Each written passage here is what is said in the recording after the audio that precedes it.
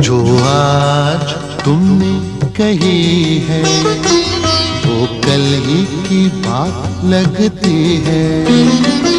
अनमोल लम्हों का साया मैंने पास हमेशा पाया।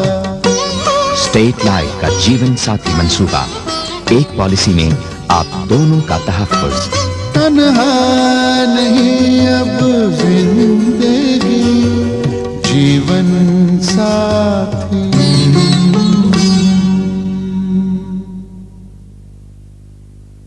Happy anniversary. आपको याद था? हाँ, और तुम्हारा गिफ्ट भी याद था। पहली एनिवर्सरी पे साड़ी दी थी, वो ड्राई क्लीनर ने जला दी थी, और दूसरी पर जो अंगूठी दी थी चोरी हो गई थी।